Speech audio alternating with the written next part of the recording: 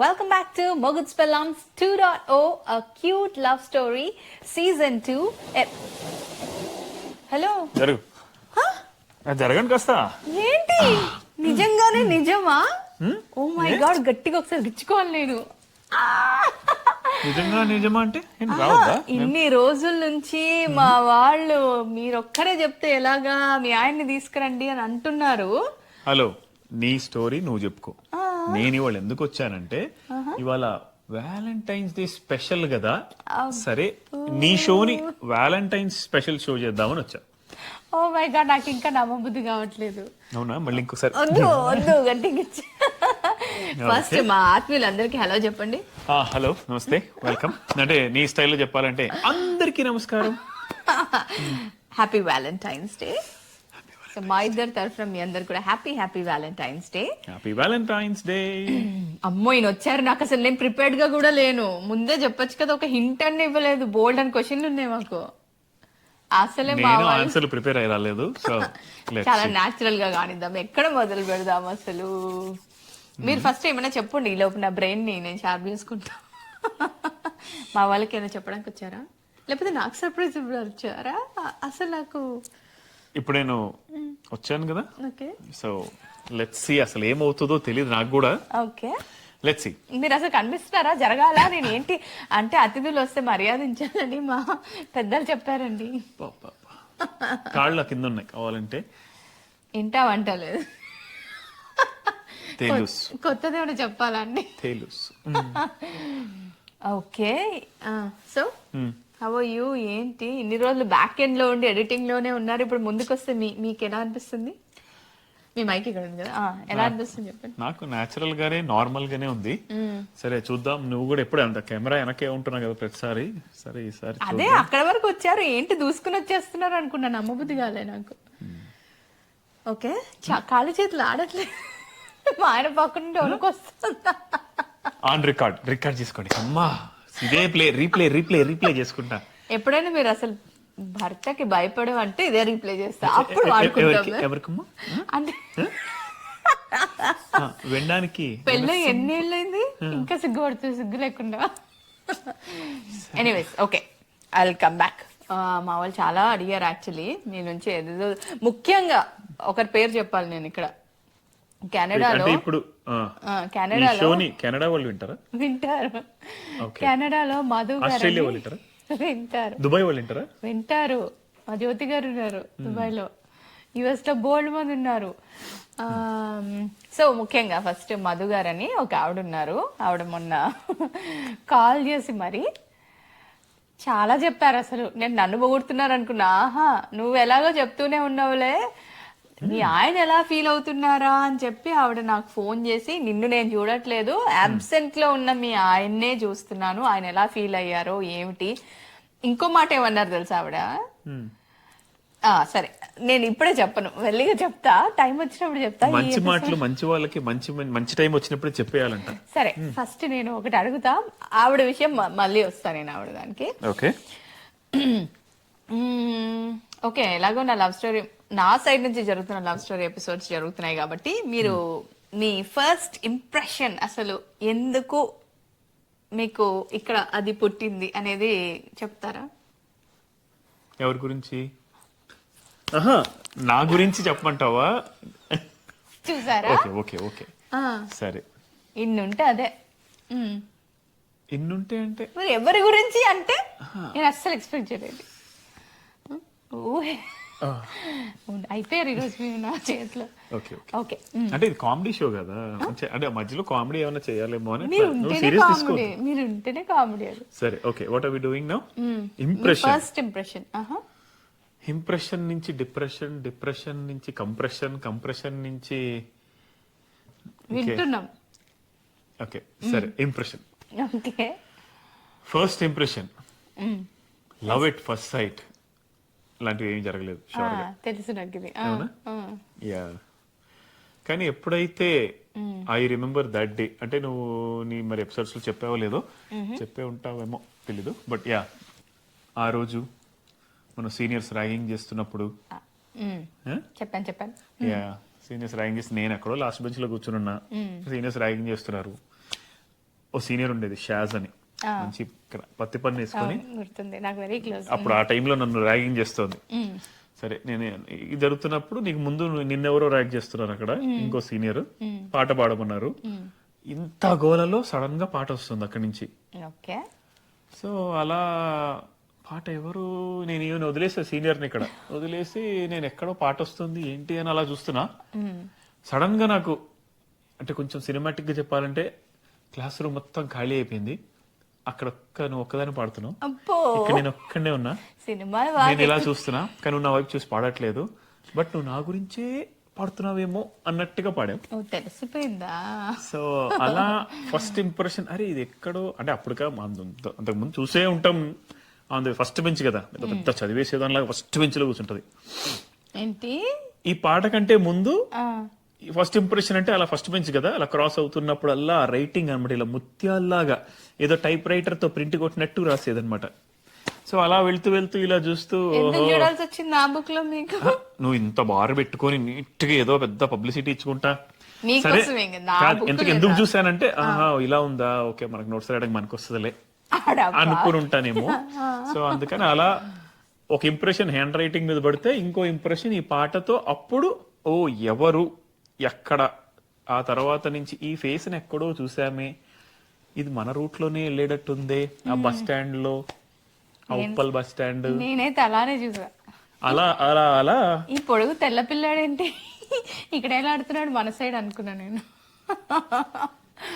Okay okay, got it. So అలా మొత్తానికి అలా నా ఫస్ట్ ఇంప్రెషన్ పడింది. ఇంకా అక్కడి నుంచి ఇంకా అలా ఆ ఫస్ట్ బెంచ్ వైపు అప్పుడప్పుడు ఒక కొంటే చూపుతూ చూస్తూ పాడండి పాడండి వింటాం మేము. ఎప్పుడు నేనేనా పాడేది? నువ్వు లాస్ట్ లో కదా పాడతావు, అదనమాట. అది నా ఫస్ట్ ఇంప్రెషన్. సరే నీ ఇంప్రెషన్ ఆల్రెడీ చెప్పుంటావు, బట్ కొంచెం నేను ఇంప్రెస్ అయ్యేలాగా ఒక ఇంప్రెషన్ ఏదైనా చెప్పు. అమ్మా నేనేం సినిమాటిక్ గా ఏం ఊహించుకోలేదమ్మా. చెప్పాను ఆల్రెడీ మా వాళ్ళకి, అందరూ క్వైట్ అయిపోతే ఒక్క చప్పట్లు మాత్రం వినపడుతున్నాయి, ఎవరా అని చూసాను నేను. చూస్తే ఈ పొడుగు పిల్లలు. అప్పుడు షాజన్ ఇంకా చాలు చప్పట్లు కొట్టింది, చాలు ఆపు అని కూడా చెప్పింది. తర్వాత మనకి షాజ్ ఇది చాలా క్లోజ్ అయిపోయింది కదా. సో అది that was my first impression. Nice.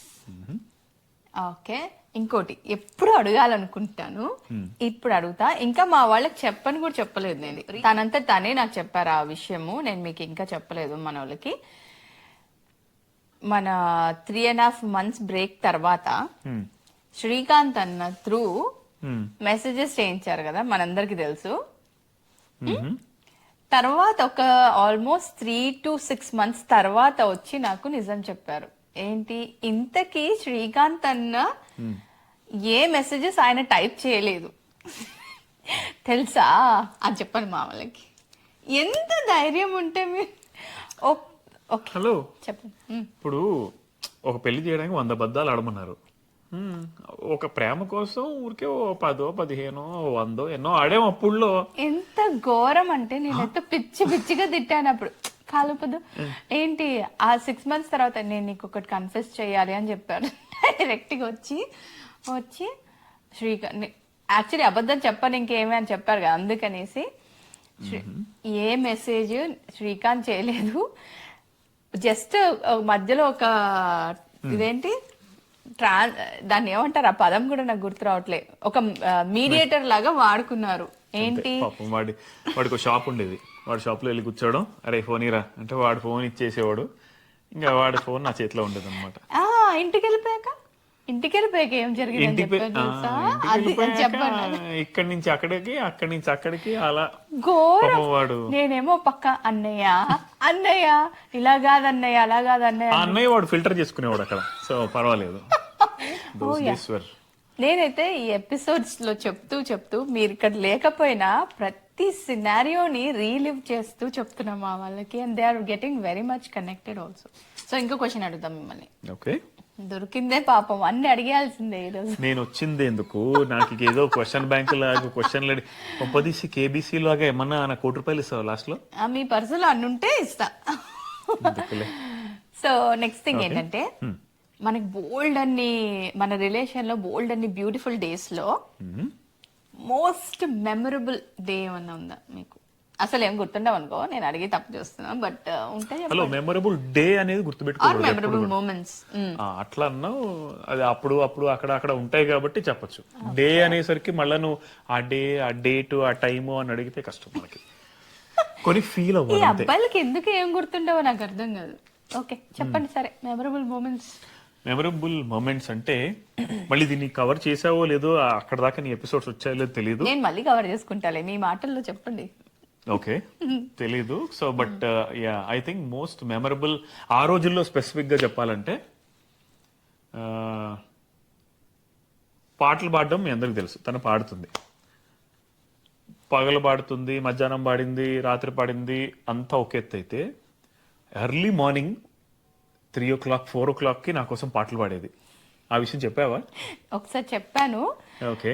కానీ ఆ పాటలు పాడడానికి ఎంత బెదిరించేవారు కూడా నాకు తెలుసు. నువ్వు ఇప్పుడు పాట పాడతావా, ఇంటికి వచ్చేనా? సో స్టార్టింగ్ లో అలా ఎంత 3 ధైర్యం o'clock కి ఉంటే? ఫోన్ చేసి ఓ పాట అండి, ఓ పాట పాడండి అన్నట్టుగా ఓ పాట.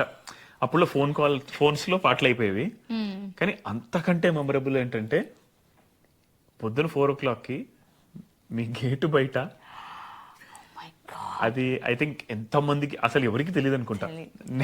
సీజన్ 1 లో అయిపోయింది అది. నేను మా ఫ్రెండ్ వాడు వచ్చేవాడు, వాడు ఏదో పని మీద వెళ్ళేవాడు మార్నింగ్, వాడి బిజినెస్ పని మీద వెళ్తున్నప్పుడు నేను వాడితో పాటు వచ్చి అక్కడ దిగి ఎర్లీ మార్నింగ్ అలా కలిసి ఒకసారి చక్కగా ఓ పాట వినేసి, ఆహా ఎంత బాగుండేది ఆ రోజుల్లో. ఉండేది. నాకు టెన్షన్, మా మమ్మీ వాళ్ళు ఎక్కడ తలుపు తెరుస్తారు, ఇంక ఖచ్చితంగా దొంగ దొంగ దొంగ అని అరిచేవారు. అసలు ఇంత ధైర్యం అండి మీకు? ఇప్పుడు ఆలోచిస్తే నాకు కూడా అదే అనిపిస్తుంది, కదా ఇంత ధైర్యం మనకి ఎలా వచ్చిందో తెలియదు. మేబీ అందుకే లవ్ ఈస్ బ్లైండ్ అంటారు కదా. But marriage is the real eye opener, you know. Marriage ఏదో ఒక్క అబ్బాయిలకే అవుతున్నట్టు మాకు అవ్వట్లేదు ఏమిటి? మాకు కూడా బోల్డ్ అని అయ్యి ఓపెనర్స్ అవుతాయి. సరే సరే ఓకే. సో అలా but yeah those days were most memorable. ఎందుకంటే ఎర్లీ మార్నింగ్ పీస్ఫుల్ గా ఉన్నప్పుడు సైలెంట్ గా ఒక పాట వింటూ, అప్పుడే పక్కింటి ఆంటీ లేచి ఎవడరా నువ్వు అని అరుంటాల్సింది, అయిపోయేది మా పని. చూడు ఎంత పాజిటివ్ లో, ఎంతసేపు వాళ్ళు లేస్తే దొంగ అంటారు, వీళ్ళు లేస్తే ఓడరను. మరి మా ఇంటికి మెమరబుల్ మూమెంట్స్ లో మెమరీని మాత్రమే గుర్తుపెట్టుకో. మా ఇంటికి వచ్చి మా మమ్మీ వాళ్ళు లోపల పడుకుంటే సైలెంట్ గా బయటకు వచ్చి డోర్ వేసి వచ్చి పాట పాడింది ఎవరు? బట్ అలా బట్ యా మంచిగా గుర్తు చేశారు. ఎర్లీ మార్నింగ్ ఏ పాట పాడేదని చెప్పండి. ఎన్నో పాటలు, ఎన్నో రోజులు వచ్చా నేను. ఎక్కువసార్లు ఏ పాట పాడని చెప్పండి. కసం యా అది ఎక్కువ పాడేది, బాగానే గుర్తుంది. నువ్వు అనగానే ఇట్లా సడన్ గా బలిగి వెలిగింది నాకు నిజంగా. అది was not plan prepared, but కసం పాట పాడేదాన్ని ఎక్కువ. మై ప్రేమ్ కి దివానీ హూ నాకు చాలా చాలా ఇష్టం. అగైన్ చిత్రమ్మ గారి పాట. కరెక్ట్. యప్. మరి నీకు? నాకు ఏంటి, నువ్వు ఒక్కటి ఇలా హైలైట్ ఆఫ్ ద ఓకే నాకు ఒక మెమరీ అన్నట్టుగా చెప్పనా? చాలా ఉన్నాయి. అందులో నాకు పాట గురించి మాట్లాడారు కాబట్టి నేను కూడా ఒక పాట గురించి చెప్తా. మీకు అసలు గుర్తుందో లేదో చూద్దాము. మీరు పట్టంచేరు వెళ్ళారు హరీష్ వాళ్ళ ఇంటికి, వీళ్ళ బాబాయ్ గారు వాళ్ళ ఇంటికి. హరీష్ వాళ్ళ ఇంటికి వెళ్ళినప్పుడు అక్కడి నుంచి నాతో చాట్ చేస్తున్నారు. నేను హాల్లో పడుకొని ఉన్నాను. మీరు సడన్ గా ఫోన్ చేసి ఓ పాట పాడారు, గుర్తుందా? వెళ్ళి చాట్ చేస్తున్నట్టు గుర్తొచ్చింది, పాట కూడా అంటే గుర్తురాలేదు. ఆ పాట అసలు వీళ్ళు ఎవరికైనా తెలుసో లేదో తెలీదు. చెప్తా ఈ పాట. చెప్పేనా? చెప్పండి చెప్పండి చెప్పండి. అదేనా? Right, that was the song. ఎందుకంటే నాకు గుర్తుండి నేను పాడిన పాటలు 2 3 పాడరా ప్లీజ్. ఆ రోజుల్లో అలా మన సిచ్యువేషన్ తగ్గట్టు ఏదో మేనేజ్ చేసి ఉంటాను. అప్పుడు భలే అనిపించింది, నా కళ్ళలో వాటర్ వచ్చేసాయి. యాక్చువల్లీ నేను అస్సలు ఎక్స్పెక్ట్ చేయలేదు నేను పాడతారని.